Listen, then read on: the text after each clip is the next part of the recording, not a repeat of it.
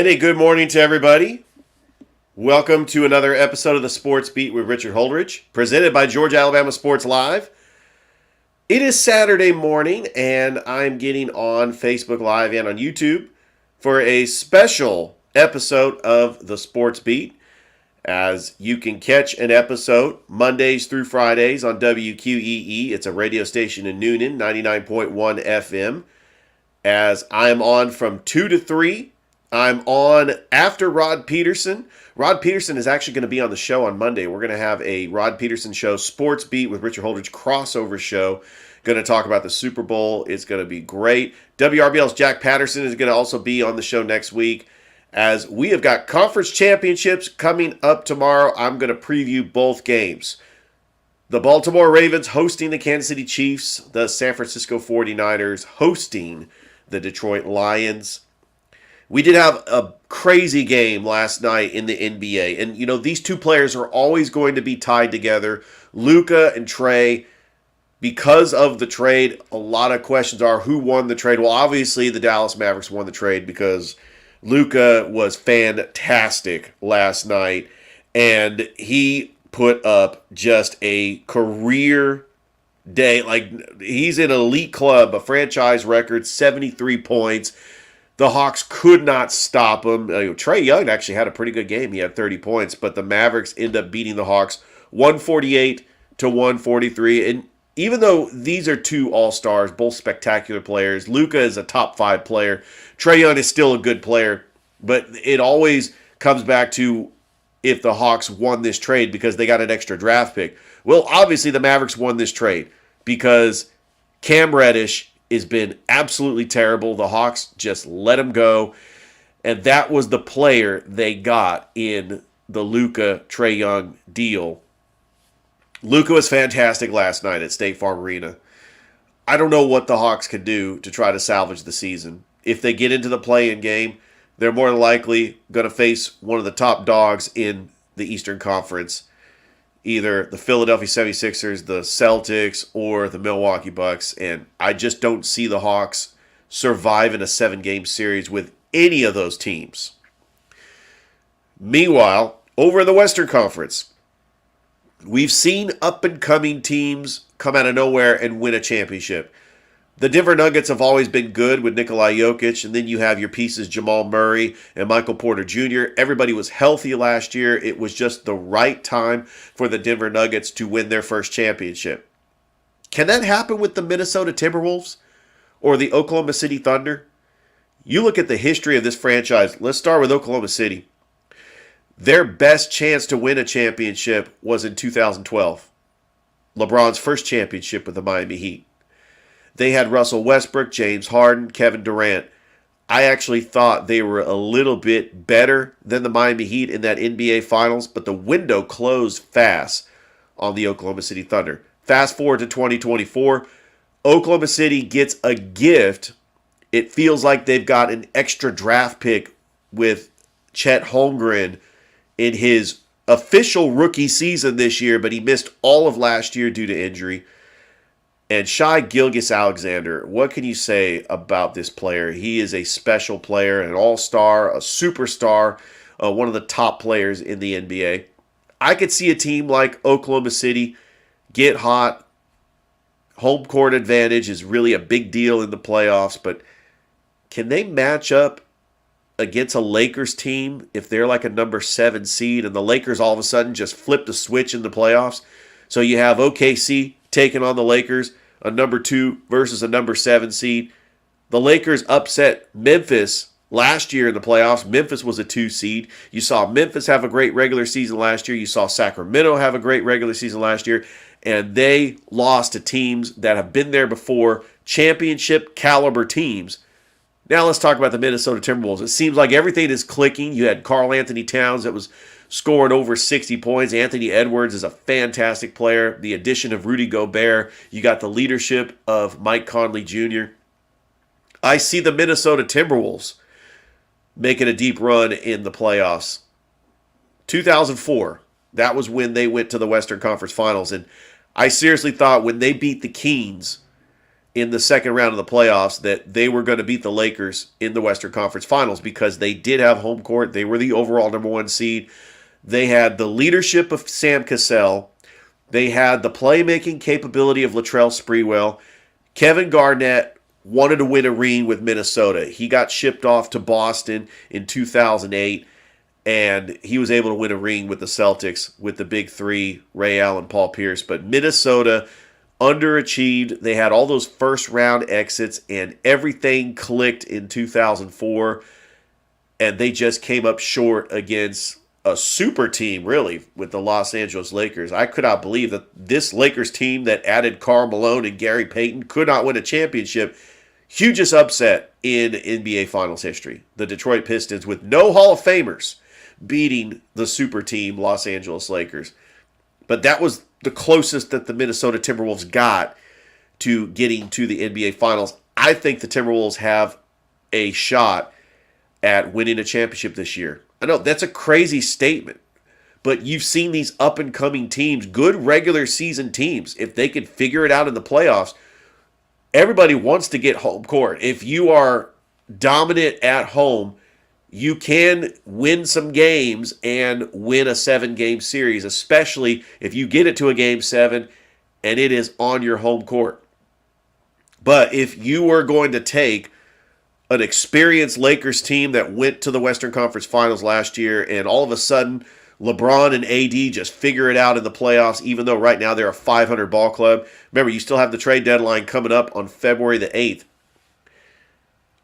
I'm not sure where I would lean there, but how about LeBron James? The accomplishments he's doing is incredible.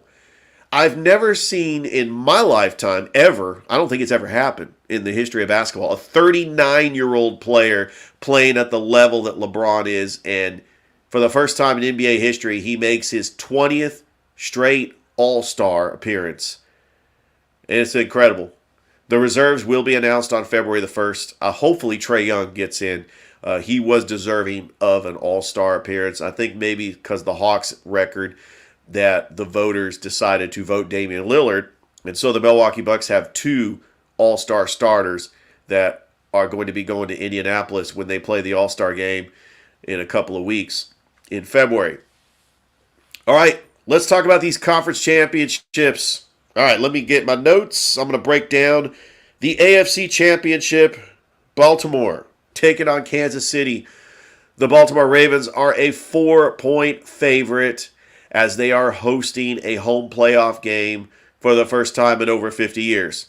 The Kansas City Chiefs making their 6th conference championship appearance, and they are also the defending Super Bowl champions. They have won 2 Super Bowls in 2020 and in 2023.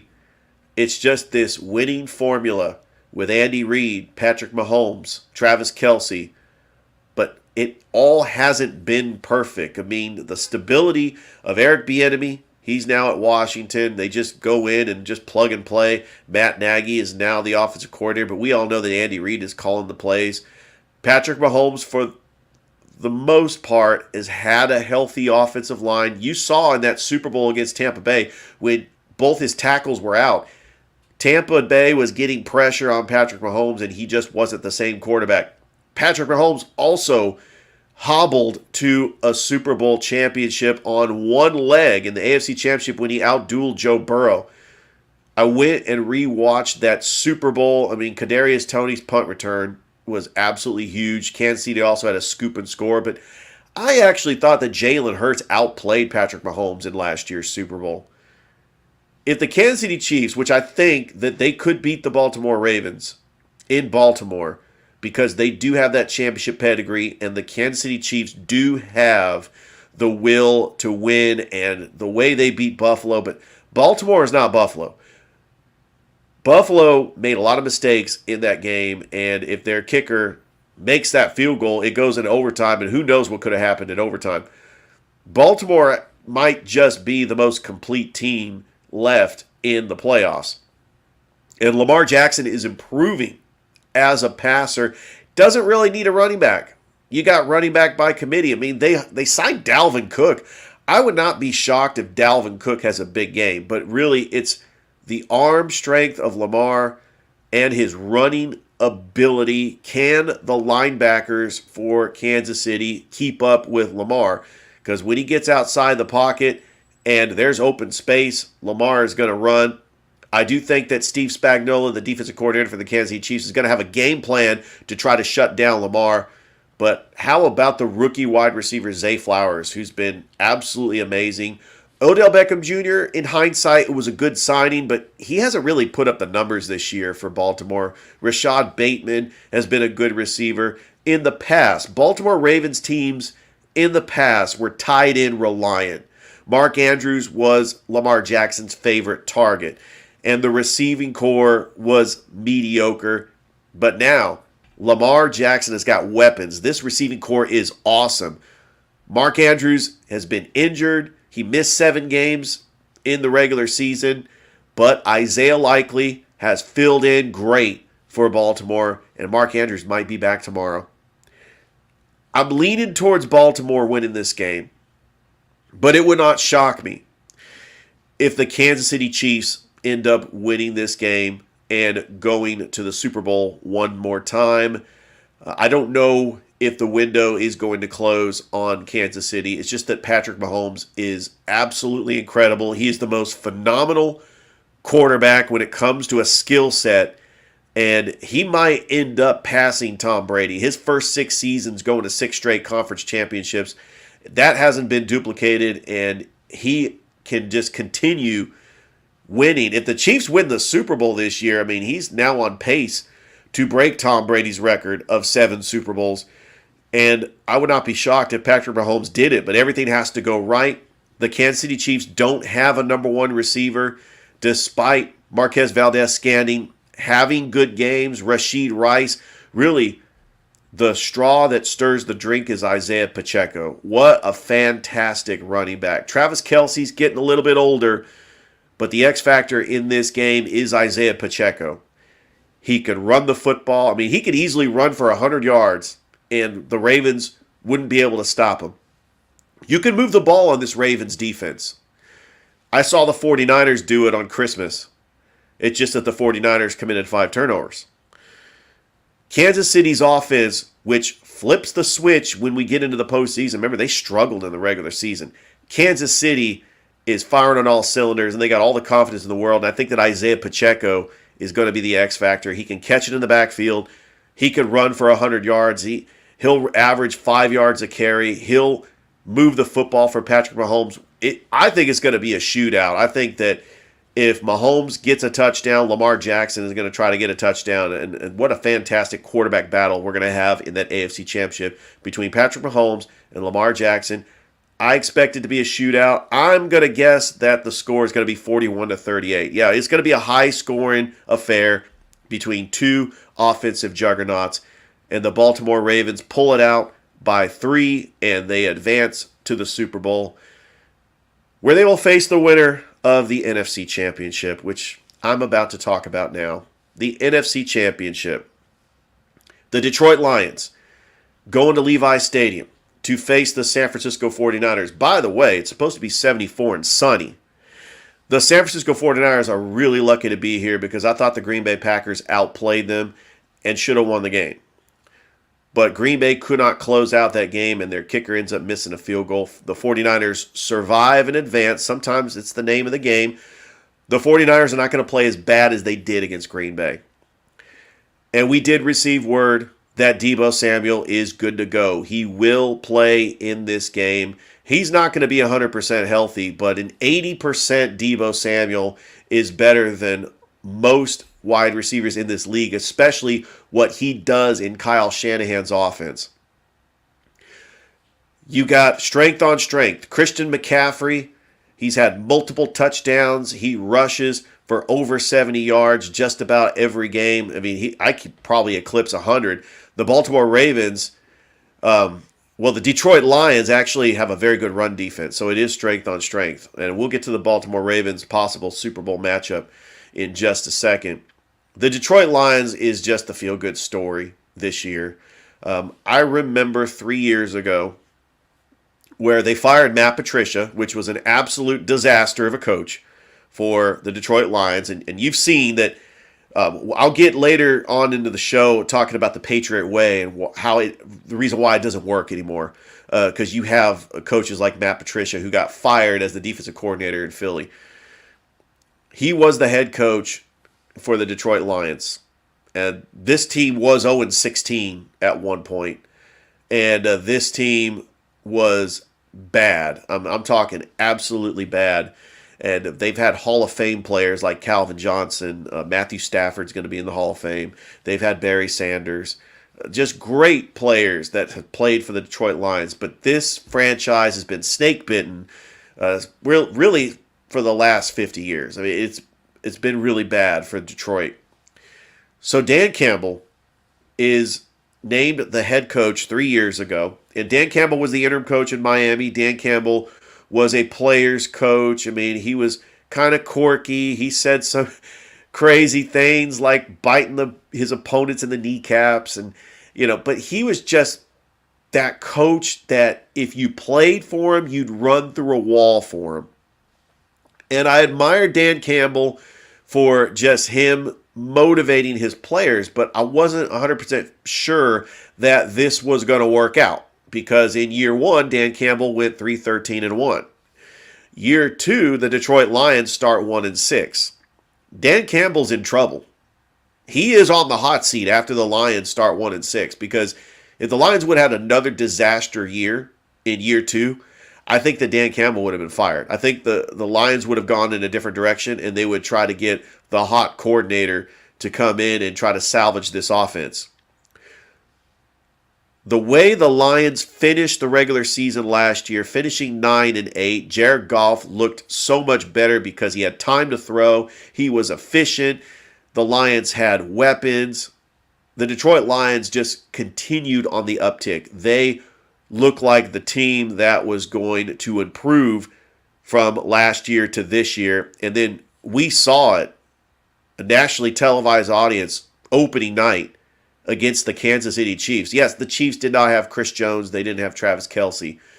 But the Detroit Lions made a statement that night that they're going to be for real.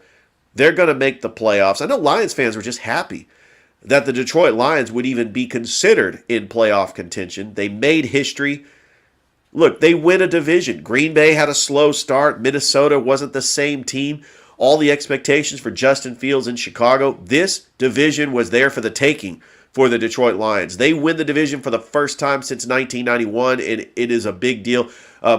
My bad, 93. They haven't won a playoff game since 91 before that, but they did win the division in 1993. That was when they were upset by the Green Bay Packers on the road. But the Detroit Lions make history. They host a playoff game against the Rams, which I thought the Rams should have beat them. I thought the Rams outplayed Detroit. Detroit sneaks by a 1-point win, and then they take on a Buccaneers team that was 9-8. And they were lucky to win the division because the Falcons and Saints played so badly that the Buccaneers end up winning the division. The Buccaneers were gift-wrapped a win over Philadelphia because Philly just imploded. And so Philly was downhill, and the Buccaneers was able to get a huge win. And the Detroit played a very close game against Tampa. It was 31-23. Baker Mayfield had the ball, and he had a chance to win it and go for two and to tie it. And Detroit intercepts Baker, and Detroit advances to the NFC Championship for the first time since 1991. And now let's talk about this matchup. Detroit, San Francisco. I've been listening to Sports Talk Radio. I've heard both sides, and I think that Detroit matches up well with San Francisco. San Francisco's defense is not what it was back in the years when Robert Saleh and DeMeco Ryans were their defensive coordinators. And, back in 2019 when they had DeForest Buckner and they had Eric Armstead, Nick Bosa, I mean, that team was absolutely solid. Ashish Alshire and Jimmy Ward, Jaquiski Tart, they've lost some pieces on defense, but they plug and play. Charvarius Ward is a very good cover cornerback. He's making a Pro Bowl. And I like the matchup with Charvarius Ward going up against Amon St. Brown, which is a very underrated wide receiver. Amon St. Brown is one of the top wide receivers in the NFL. I like that matchup. I do like the linebacking core of Dre Greenlaw and Fred Warner. I think the 49ers are going to stop the run if the Lions get the possession first, the Niners do a very good job with scheme on defense trying to get a 3-and-out. But if the 49ers get a lead in this game, I think the 49ers can win this game just because that's what they do when they have the lead. They run the football, they run play action, and Christian McCaffrey is just going to be a workhorse. I expect Christian McCaffrey to get 30 touches in this game. The key is, can George Kittle get open? Can Brock Purdy find open receivers like on a 3rd and 8, a 3rd and 9? I think the offensive line should be fine. If I were Detroit, I would not line up Aiden Hutchinson on Trent Williams. I would move him over to the other side because he can exploit that matchup with Colton McKivitz. Because I think that the 49ers offensive line is weak on the right side. But all in all, this is going to be an exciting game. You're going to have Dan Campbell, who's a risk taker. You're going to see a lot of 4th down plays. Detroit is going to go for it on 4th down. Can the 49ers defense keep the Lions out of the end zone? I think the Lions can move the ball in the 49ers, but can the 49ers defense hold them to field goals? I could see this going back and forth. I think that whoever wins the toss might dictate the tempo of the game. So if the 49ers win the toss and they defer, they've got to hold Detroit to at least a field goal. That is the minimum. I think if the 49ers give Detroit the ball, or if Detroit decides to take the ball first, which I think they will, because we saw Green Bay do that last week, I think that favors the 49ers, because then the 49ers can play the 2-possession game where they get the final possession at the end of the first half, and then they get the possession to start the second half. The 49ers can match Detroit score for score. If Detroit marches down and gets a touchdown and it's up 7-0, the 49ers offense is just good enough to be efficient to tie it at 7-7. The key is if Detroit forces turnovers. Now, the weather conditions are going to be fine. We don't have to worry about that. If Detroit forces turnovers, the 49ers could implode. And I don't think, even though Brock Purdy has done it already, I mean, come on, let's be honest. The 49ers were only down by 7, and Jake Moody kicks that huge 52-yard field goal. They're able to sustain a drive, that last drive against Green Bay, and I just don't know if Brock Purdy can do that consistently, especially if Detroit gets up by 2 touchdowns. If Detroit's up by 1 touchdown, I think the 49ers can do it. But if Detroit takes a 2-score lead, I'm probably, as a 49ers fan, getting nervous and probably thinking this game is over and saying, oh, well, I'm just proud of the fact that the 49ers have made it to 3 straight NFC championships, 4 of the last 5 years. I'm rooting for the Detroit Lions in the Super Bowl. I mean, it would be a great feel-good story. America is back in Detroit. And really the only people I know that are rooting for the 49ers are 49ers fans. I mean, everybody is rooting for the Detroit Lions. And it would be kind of cool if it was Detroit, Kansas City in the Super Bowl, because that was the week 1 matchup. I think that America would love to see Detroit, Baltimore in the Super Bowl. Nobody, including myself, nobody wants to see Kansas City and San Francisco in the Super Bowl. We went through this 4 years ago. Come on, I don't want to see that again. Personally, seeing the 49ers in Baltimore. I mean, as a 49ers fan, I've seen this too. This was the blackout game more than 10 years ago in New Orleans. Baltimore ended up winning that game. So whoever the 49ers play, if the 49ers get by the Lions, they'll play one of the opponents that they already faced in the Super Bowl in the last 12 years.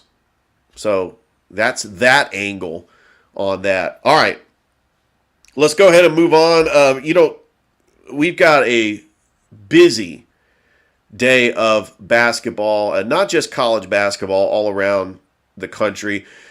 We got some high school basketball games. Thrift and I were calling games for Georgia Alabama Sports Live last night. I called the Carver Columbus boys and girls. Thrift called the Cairo Hardaway boys and girls. We had Central taking on Smith Station. We had Jordan taking on Ace Charter.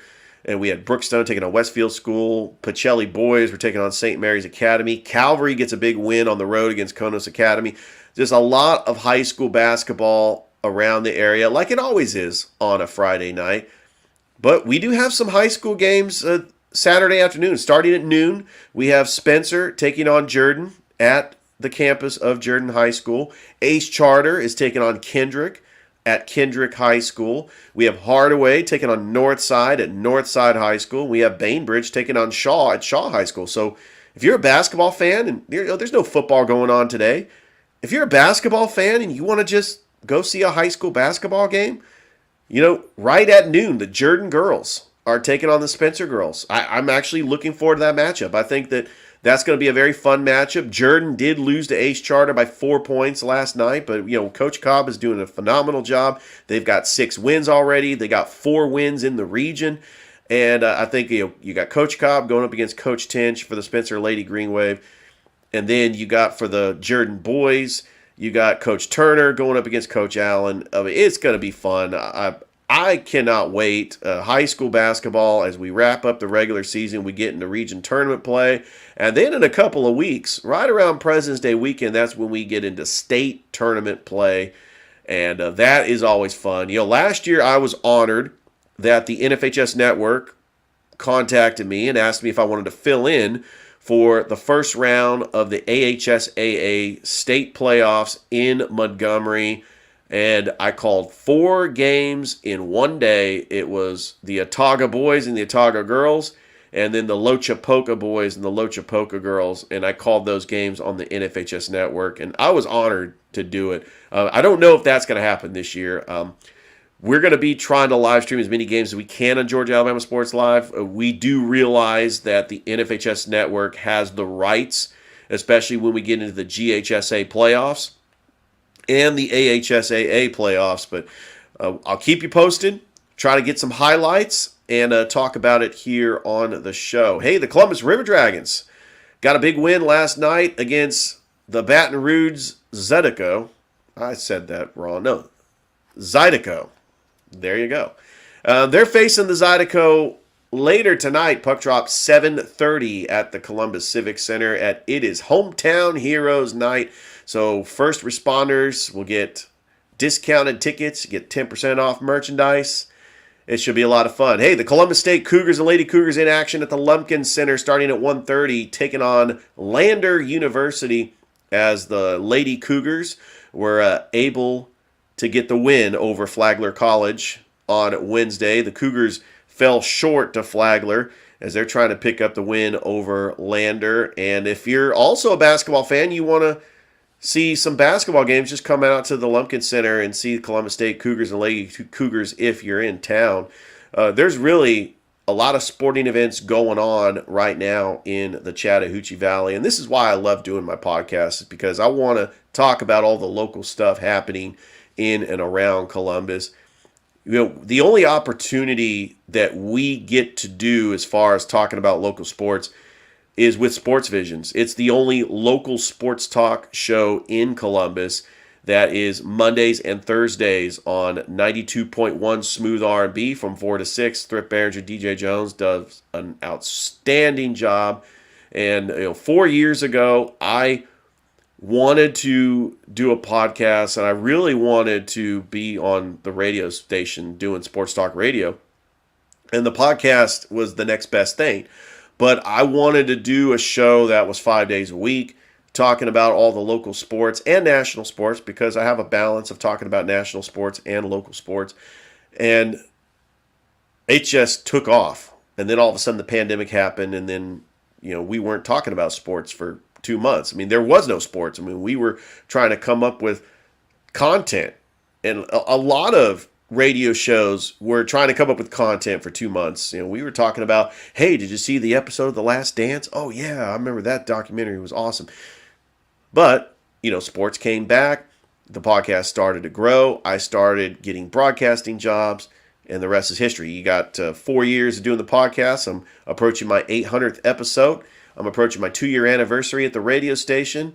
And we are just rocking and rolling at Georgia Alabama Sports Live. I just want to continue getting busy, calling games, putting out content, doing the podcast, because the grind is a blessing. And yeah, Josh Pate said that, and I just appreciate his work ethic and just trying to do the best job I can, not necessarily copy what he's doing, just do the best I can and have my own style. And, my niche when it comes to podcasting is talking about local sports in Columbus and, breaking down high school basketball scores, talking about the upcoming basketball games that's coming up. I mean, that's what I love to do. And I love getting local guests, like some of this local media talent here in Columbus. I try to get all the sports anchors on. Thrift Behringer's been on a couple of times. DJ Jones has been on a couple of times. I just appreciate all the passionate people in this community that love sports just as much as I do. I've lived in Columbus since 2015, and I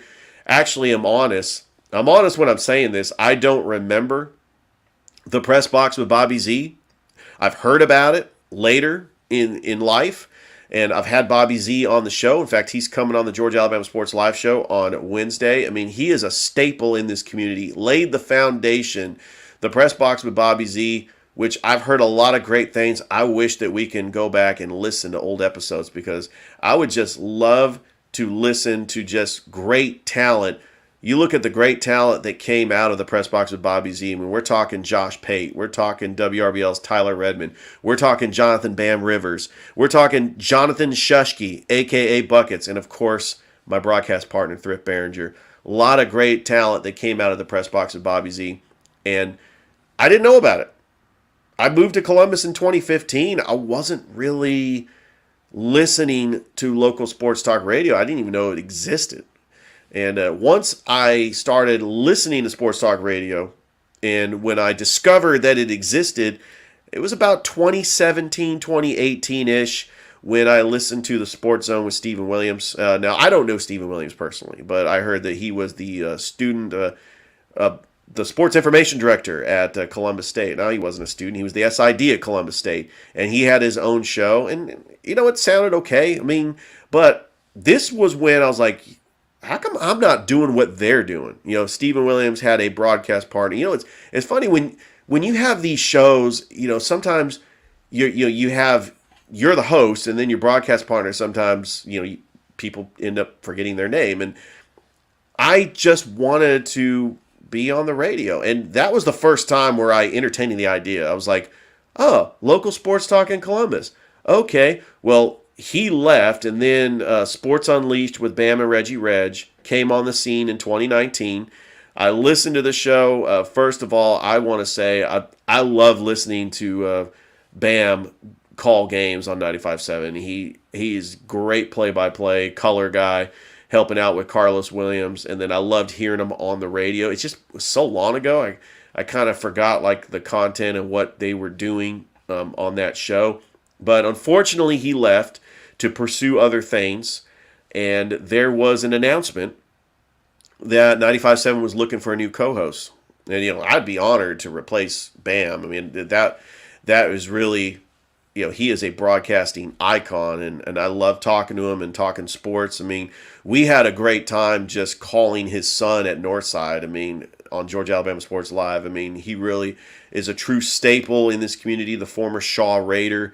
Won a championship with Coach Flowers. I mean, just a great guy and just a great broadcaster. And then, this is what I've always wanted to do. So I took a shot. I'm like, why not? So I send my resume, and I get the call saying that my audition was, I can't remember the exact date, but my first audition was, we were talking about the Super Bowl. I mean, so it was between the Super Bowls. I think that it was right around this time 4 years ago, talking about the Kansas City Chiefs and San Francisco 49ers. And my first audition 4 years ago, thought it went pretty well. That I know sports, have a lot of knowledge. I got to admit, I mean, when you're in a radio station and you're over the airwaves of terrestrial radio, it can be really big, but, the moment wasn't too big for me. I think that I had confidence. I just wanted the job so bad. I knew there was other competitors, which, by the way, I've gotten to know some of the other competitors. And, I look back at the time when I was trying to audition, And a light bulb went off because even though I was competing for a job, there was other broadcasting talent. And I was thinking, with all this broadcasting talent trying to get this job, we should all work together. I didn't really care about the money. I didn't care about the salary. I just wanted to be on the radio. It didn't matter. They didn't have to pay me. I just wanted to be on the radio. I actually did a pretty good job. I got called back for a second audition in February. Blew it out of the water. I think that was the best audition I had. I actually thought I was going to get the job. They were supposed to make the announcement the weekend of March. And I was waiting by the phone. And I kept promoting myself. And while I was doing this, I was doing my podcast. I was doing the podcast to get more practice on the radio. I had guests. I was interviewing guests and talking about sports on my podcast to get practice. One of the reasons why I started the podcast, because once I got on the radio station, that automatically certified me as a broadcaster, a legit broadcaster. This is not just some random guy that's just starting a podcast. Because I've been on the radio station, I could finally do a podcast and people would listen to it because it's the content that is very interesting. And I do have a very interesting sports personality when it comes to talking about sports. So back to that first weekend in March. Didn't hear anything. Well, we all know what happened March 11th, 2020. Because of the pandemic, because they shut down the station, because they haven't had local radio sports talk till this day, by the way, never got an answer. Never got closure. And that is why I'm continued to motivate myself to do a show every day, and that's why I'm approaching 800 episodes. The grind is a blessing. The grind will pay off. And it did. Because 2 years ago, I was discovered by a radio station in Noonan, and now I have a daily radio show on WQEE Mondays through Fridays from 2 to 3. And I've got a lineup of great guests. We are going to have some amazing shows this week. I've already had Dave Plata. I've already had Jake Crane. Michael Long Jr., the head baseball coach at Carver, the most watched show in Sports Beat's history. We're doing amazing things here at the Sports Beat. But I want to clear the air just so there's no confusion. I've been doing the Sports Beat for 4 years. I'm also doing shows and calling games for Georgia Alabama Sports Live. If anybody out there thinks that I'm doing additional projects outside of Georgia Alabama Sports Live, that is a misconception. That is absolutely not true. The Sports Beat has been around for 4 years.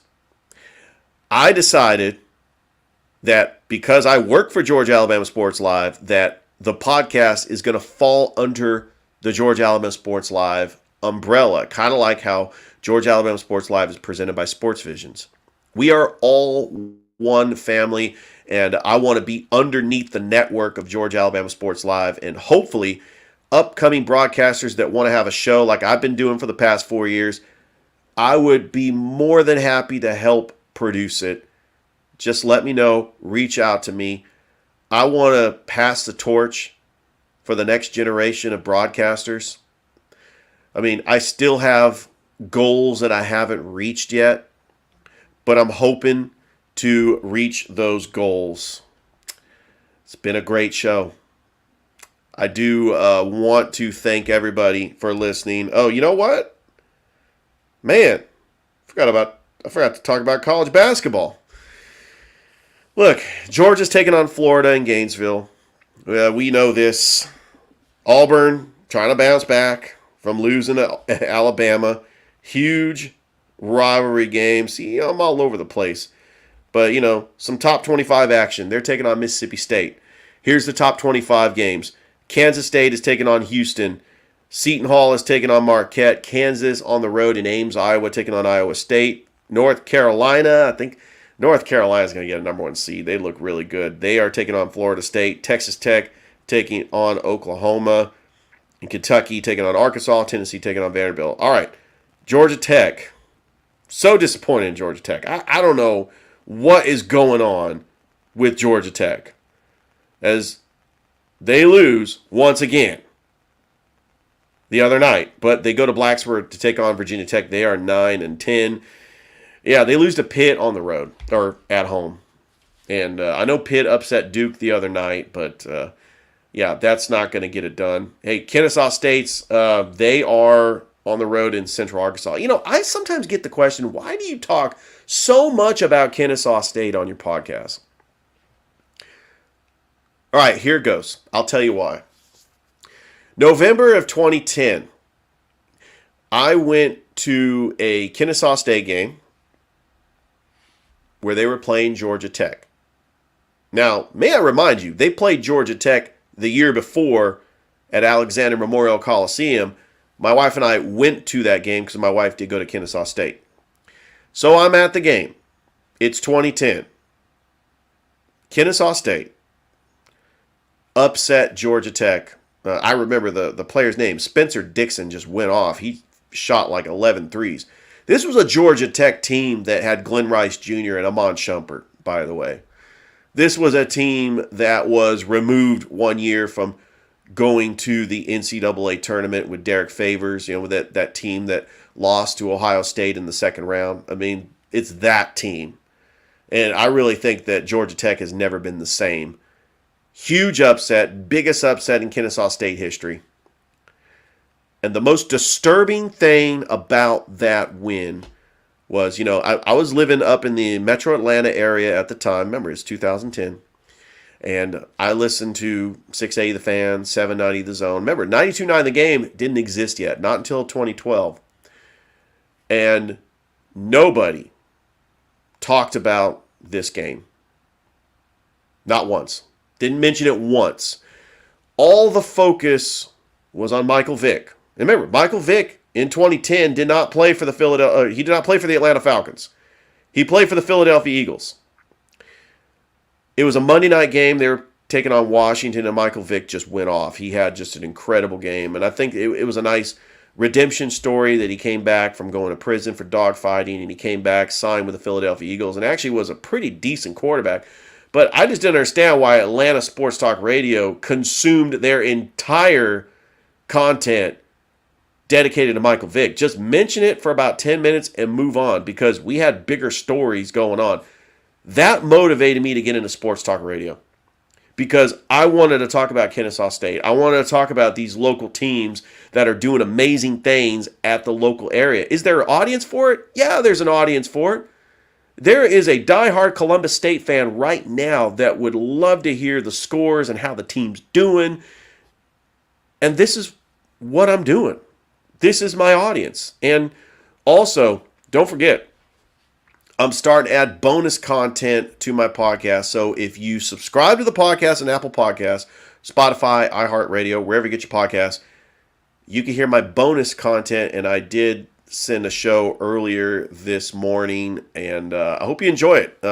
It's really just talking about the state of the podcast. Coming up on 800 episodes. This is episode 780. I've had over 60 guests. I've had just great episodes, and I'm also doing shows with Rip Behringer on Georgia Alabama Sports Live. Thank you for listening to the show and watching us on Facebook Live and on YouTube. I will be back Monday recapping everything that happened over the week. Have a great rest of your Saturday and enjoy all the sporting events. Bye, everybody.